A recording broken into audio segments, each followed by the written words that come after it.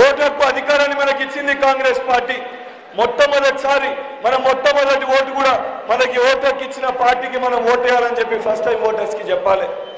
దానితో పాటు క్షేత్ర స్థాయిలో మన అభ్యర్థులు ప్రసంగించేటి మన కాంగ్రెస్ పార్టీ మేనిఫెస్టో, దానికి సంబంధించి వాళ్ళిద్దరు కూడా ఎక్స్ప్లెయిన్ చేస్తారు.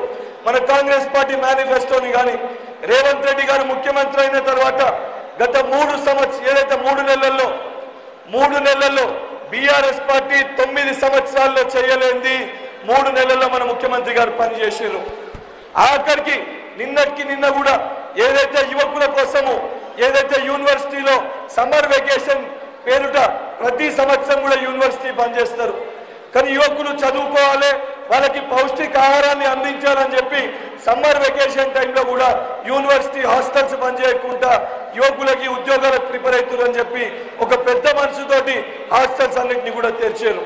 మన ప్రభుత్వం అధికారంలోకి వచ్చినాక 26,000 చిల్లర ఉద్యోగ పత్రాల్ని మనం ఏదైతే యువకులకు ఇచ్చినామో, రేపు పొద్దున వీళ్ళిద్దరూ గెలిస్తే ఆల్రెడీ ఎమ్మెల్సీగా మీకు ప్రతినిధిగా నాకు రేవంత్ రెడ్డి గారు అవకాశం ఇచ్చి స్థానంలో కూర్చోబెట్టారు.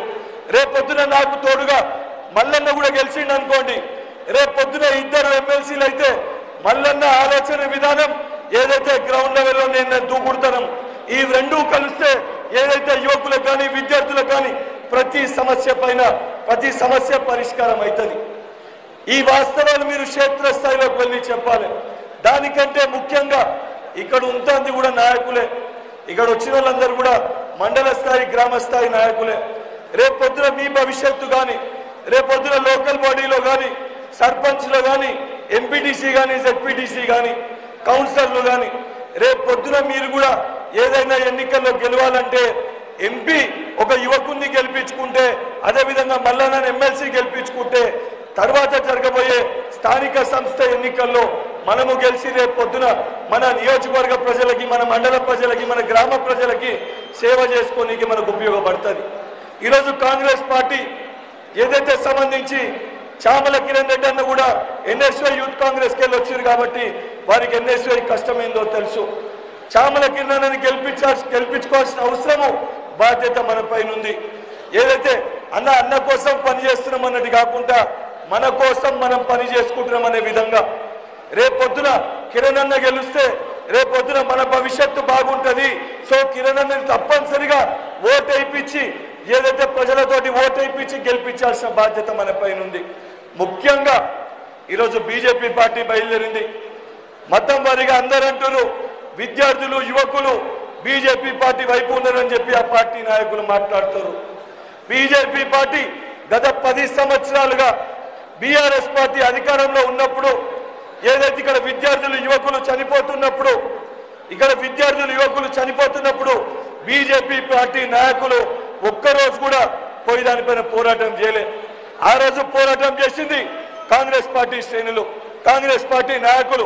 మనము ఎన్ఎస్ఐ మనము పోరాటం చేసినాం. ఈరోజు వాళ్ళు వచ్చి దేవుని పేరుట ఓట్లు దండుకునే ప్రయత్నం చేస్తారు. దాన్ని తిప్పికొట్టే శక్తి అది సీనియర్ కాంగ్రెస్ చేయలేదు, కేవలం ఎన్ఎస్ఐ మటుకే చేయగలుగుతుంది. ఎందుకంటే మన చేతిలో ఉన్న అతిపెద్ద అస్త్రం social media, WhatsApp university, Facebook, Twitter. ప్రతిరోజు ఫేస్బుక్లో ట్విట్టర్లో ఎక్కడ బీజేపీ పార్టీ నాయకులు మాట్లాడినా ఈ పార్లమెంట్ పరిధిలో మన ఇద్దరు అభ్యర్థుల పేరిట ఒక్క మాట మాట్లాడినా వాళ్ళు ఒక్క కమెంట్ పెడితే ఒక్క కమెంట్కి 100 కమెంట్లు మనం పెట్టాలి. వాళ్ళని మనమే తిట్టిరని మనం భావించాలి, వాళ్ళు మన గురించే మాట్లాడిరని చెప్పి మనం భావించాలి.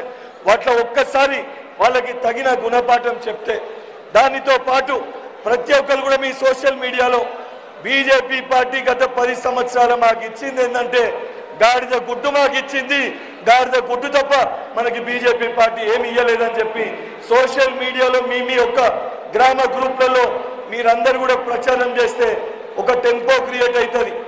ఏదైతే కిరణ్ అన్న గెలుస్తుండో, మల్లన్న గెలుస్తుండో, వీళ్ళిద్దరి వెంట ఏదైతే భువనగిరి పార్లమెంట్లో ఉన్న యువకులు ఉన్నారు అనే ఒక మెసేజ్ ని మనం ఇవ్వగలిగితే 100% వీళ్ళిద్దరు భారీ మెజారిటీతో గెలుస్తారు. దానికి ప్రతి ఒక్క ఎన్ఎస్ఐ శ్రేణుడు కూడా రేపు పొద్దునకెళ్ళి క్షేత్రస్థాయిలో మీ గ్రామ స్థాయిలో మీరందరూ కూడా కష్టపడి వాళ్ళిద్దరిని గెలిపియాలి. అదేవిధంగా మల్లన్న మీకు కూడా మేము మాటిస్తున్నాము. ఏదైతే సంబంధించి ఈ పార్లమెంట్ కాక వేరే 2 జిల్లాల్లో కూడా మండల స్థాయి గ్రామ స్థాయి మా ఎన్ఎస్ఐ సభ్యులతోటి ఆ డేటా అంతా కూడా మీకు ఇస్తాము.